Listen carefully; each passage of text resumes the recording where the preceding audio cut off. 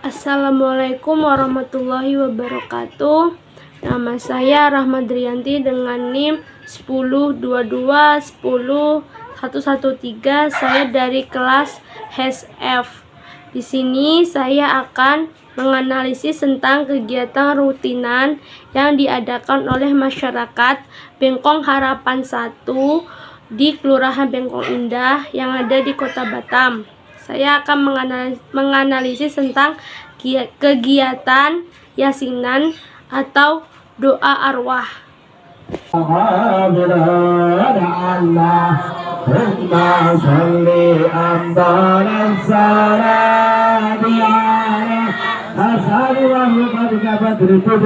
سيدنا ومولانا محمد وعلى آل سيدنا محمد عدد معلوماتك مدد كلماتك كلما ذكرك الذاكرون وقبل ذكرك الغافلون صل وسلم على ساداتنا أصحاب رسول الله حسبنا الله نعم الوكيل نعم المولى نعم النصير ولا حول ولا قوة إلا بالله العلي العظيم حسبنا الله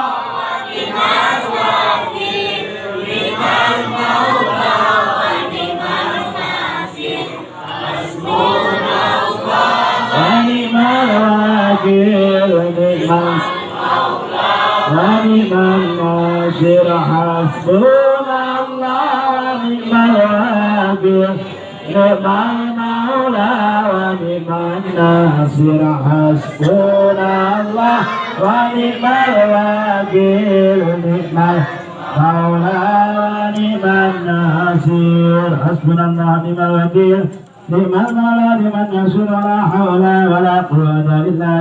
Assalamualaikum warahmatullahi wabarakatuh. Waalaikumsalam warahmatullahi wabarakatuh. Di sini saya akan mewawancarai mengenai kegiatan masyarakat yang terjadi di Bengkong Harapan 1 di Kota Batam, yaitu tentang kegiatan tahlilan mengenang wafatnya seseorang atau biasa disebut dengan doa arwah. Sini saya akan bertanya, yaitu apa pendapat Bapak tentang acara doa arwah? Doa arwah itu memang sebagian orang berpendapat beda. Ada yang mengatakan tak boleh, ada yang mengatakan boleh, tapi alhamdulillah di Masjid Jami Nurul Iman di lingkungan Bengkong Harapan Batam masih istiqomah dan berkelanjutan dari mulai berdirinya musola sampai sekarang alhamdulillah. Bahkan kegiatan doa arwah keliling dari rumah ke rumah setiap malam Sabtu tetap diadakan. Untuk pendapat secara umum yang ikut itu rata-rata sangat bagus karena apa ya? Karena ya memang sudah, kalau orang mengatakan tradisi, tapi itu memang sangat bagus untuk satu, untuk saling silaturahim sesama muslim, bahkan bisa jadi non muslim pun bisa hadir kalau sudah diundang untuk acara kayak gitu. Dan untuk selanjutnya apa yang ditanyakan, apakah lain atau kemanfaat di lingkungan aja atau masalah apa yang ditanyakan? Dan menurut Bapak, apa acara doa arwah itu sangat penting dilakukan untuk masyarakat, apa hanya untuk sesekali saja? Oh, sangat penting sekali, karena ya itu tadi keulang dari pertama. Kenapa penting? Islam tanpa ada satu silaturahim, tanpa ada satu perkumpulan, lama-lama sesama Islam pun mungkin tidak kenal, hanya di masjid setelah sholat salam pulang. Dan kalau menurut pendapat saya dan umumnya, yaitu sangat penting sekali, terutama bagi mendoakan yang hidup supaya mengenang daripada sejarah hidupnya itu sendiri, bahwa kita hidup itu rata-rata yang didoakan adalah kerabat dan orang tua. Orang tua itu setelah meninggal baru orang terbayang-bayang bagaimana capeknya, susahnya menghidupi anak sampai akil balik, sampai sekolah. Dan selanjutnya kita juga belajar tentang masalah kehidupan setelah di alam dunia adalah alam kubur. Alam kubur itu alam yang sama-sama masih di bumi. Artinya masih di bumi apa? Yang hidup rohnya, jasadnya sudah menyatu dengan tanah. Roh itu punya kehidupan dan punya menu sendiri. Menunya ya doa, makanan yang disedekahkan oleh anak cucunya yang soleh.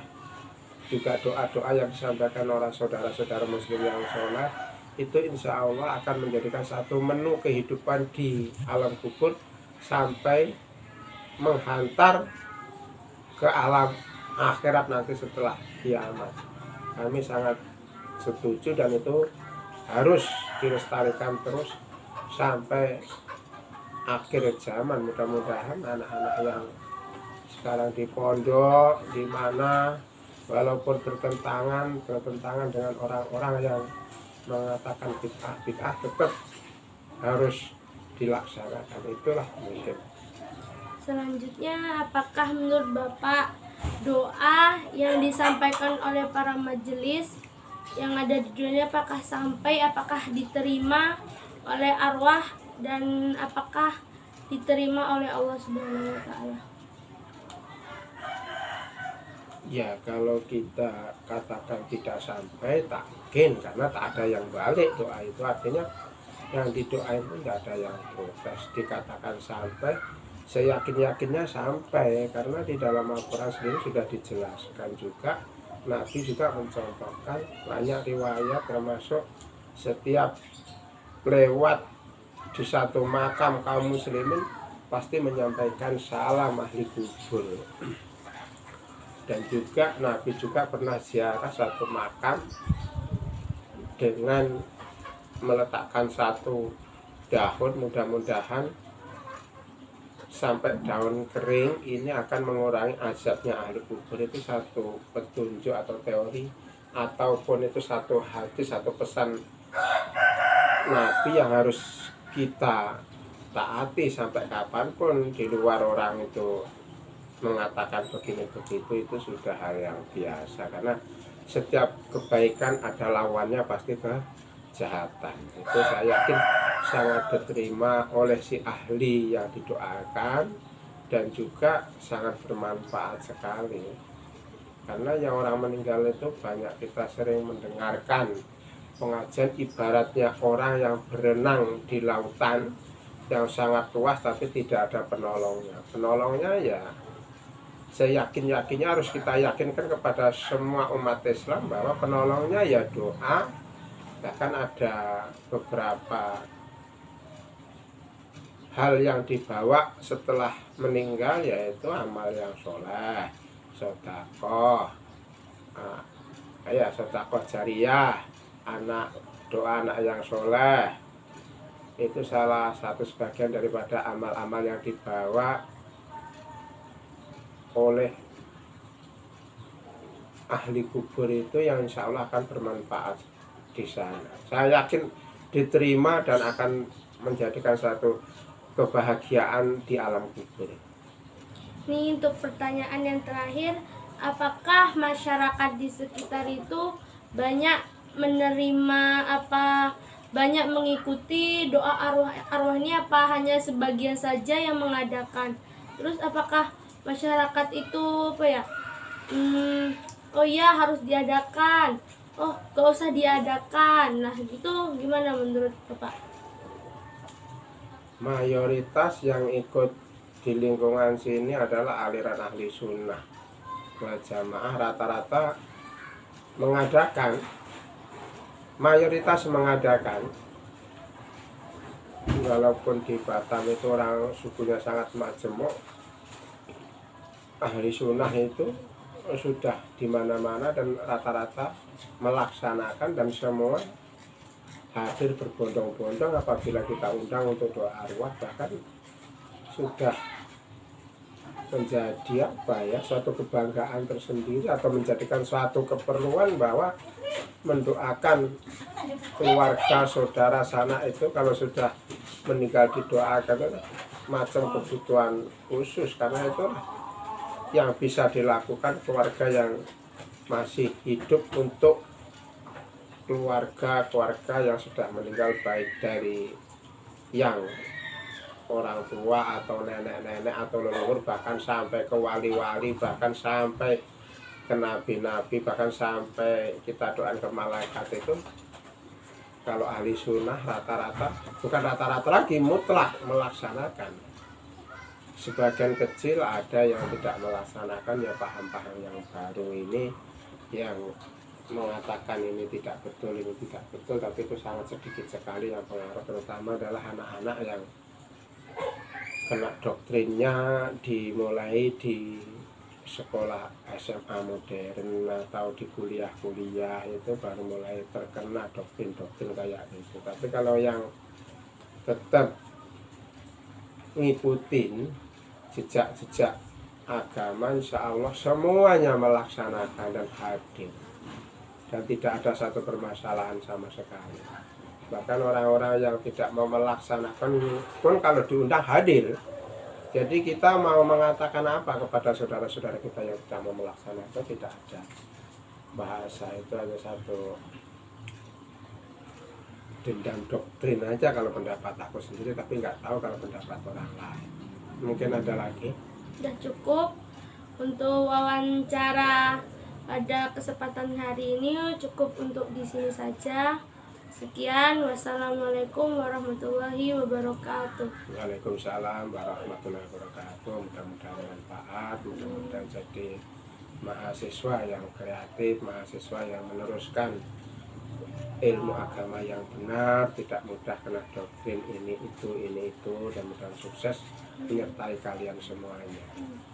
Adanya kegiatan tahlilan atau doa arwah itu diadakan setiap 1 minggu sekali, yaitu pada malam Sabtu, Jumat malam. Dan itu diadakan biasanya dari rumah ke rumah atau di masjid. Dan biasa juga diadakan setiap adanya orang meninggal, yaitu untuk mendoakan arwah tersebut, yaitu pada hari pertama, hari kedua, hari ketiga, hari ke-7, terus hari ke-40, hari ke-100, 1000 hari, dan setelah itu diadakan setiap 1 tahun sekali. Dan kegiatan rutinan wajib yang ada di lingkungan Bengkong Harapan 1 RW 6, yaitu di Masjid Jami Nurul Iman, itu biasanya diadakan doa arwah bersama, yaitu menjelang adanya puasa. Itu setiap 1 tahun sekali, biasanya diadakan sehari apa 2 harinya sebelum adanya puasa. Diadakannya kegiatan tersebut bertujuan untuk mendoakan semua arwah keluarga yang ada di RW 6. Dan kegiatannya biasanya diisi dengan tahlilan, baca Yasin 3 kali, dan membaca doa-doa yang lain. Dan acara itu dihadiri oleh seluruh warga RW 6, yang acara tersebut dipimpin oleh salah satu kiai apa tokoh besar yang berada di RW 6. Tujuan adanya kegiatan yasinan atau doa arwah, yaitu yang pertama sebagai sarana untuk kita mendekatkan diri kepada Sang Pencipta, yaitu Allah Subhanahu wa Ta'ala. Yang kedua yaitu sebagai tempat untuk kita bersilaturahmi kepada sanak saudara yang dekat dan sanak saudara yang jauh. Dan yang ketiga sebagai tempat dan sebagai majelis untuk kita memanjatkan doa kepada Allah supaya almarhum dan almarhumah diterima di sisinya. Menurut Ustadz Ihsan Ansori dalam bukunya yang berjudul Pro Kontra Tahlilan dan Kenduri Kematian, beliau mengatakan bahwa tahlilan seringkali menjadi sebab perdebatan yang tidak produktif. Bahkan perdebatan ini sampai pada tuduhan sebagai perbuatan yang bid'ah dan syirik. Dan beliau juga menyampaikan bahwa tradisi tahlilan pada hakikatnya merupakan bagian dari bid'ah idhofiyah yang melahirkan pro dan kontra dalam kesahannya. Dan bid'ah idhofiyah adalah ma'ahditha biwaslihi la biaslihi, yang artinya sesuatu yang baru dalam sifatnya namun tidak baru dalam asalnya. Dan kegiatan tahlil atau doa arwah itu ada dalil yang menjelaskannya, yaitu an Sayyidina Ma'qal bin Yasar radhiyallahu anhu anna Rasulullah sallallahu alaihi wasallam qala Yasin qalbu Qur'an la yaqra'uha rajulun yuridullaha wad dara akhirah illa ghafarallahu lahu iqra'uha ala mautakum. Riwayat Abu Daud, Ibnu Majah, An-Nasai, Ahmad, Al-Hakim, Al-Bajrawi, Ibnu Abi Sayyibah, At-Tabrani, Al-Baihaqi, wa Ibnu Hibah, yang artinya dari sahabat Ma'qal bin Yasir radhiyallahu anhu, Rasulullah sallallahu alaihi wasallam bersabda, Yasin adalah pokok dari Al-Qur'an, tidak dibaca oleh seseorang yang mengharap ridho Allah kecuali diampuni dosa-dosanya. Bacalah surat Yasin kepada orang-orang yang meninggal di antara kalian. Hadis riwayat Abu Daud dan lain-lain. Dan asal-usul adanya tahlilan atau doa arwah itu tidak terjadi pada zaman Rasulullah, tetapi itu merupakan ciri khas yang ada di Indonesia. Itu sudah terjadi sejak zaman dahulu, tetapi pada zaman dahulu itu disebut dengan kegiatan lek-lekan atau kegiatan bergadang yang diadakan 7 hari berturut-turut. Dan setelah datangnya Wali Songo, kegiatan tersebut dikolaborasikan dengan ditambahi dengan kalimat-kalimat thayyibah, bacaan Al-Quran, dan zikir yang lainnya. Dan kegiatan tersebut merupakan tradisi orang Jawa. Dan kegiatan tersebut sudah menyebar hampir ke seluruh masyarakat Indonesia. Kesimpulan yang dapat saya ambil dari kegiatan tahlilan atau doa arwah yaitu kegiatan tersebut diperbolehkan dilakukan dikarenakan kegiatan tersebut dapat bermanfaat bagi masyarakat sekitar dan bukan termasuk perbuatan bid'ah, tapi bisa juga termasuk perbuatan bid'ah dengan alasan karena kegiatan yang dilakukan tidak melanggar syariat yang diajarkan oleh agama Islam. Maka dari itu, kita jangan langsung mensage bahwa suatu kegiatan yang dilakukan tetapi tidak ada ajaran dalam Al-Quran, hadis, dan lainnya itu sebagai perbuatan bid'ah. Tapi kita harus menilai dulu tujuan dari kegiatan tersebut diadakan. Ketika kegiatan tersebut memiliki tujuan yang positif dan tidak melanggar syariat Islam, maka kegiatan tersebut tetap bisa dilakukan. Dengan maksud hanya mengharap ridho Allah semata dan tidak ada maksud dan tujuan yang lain.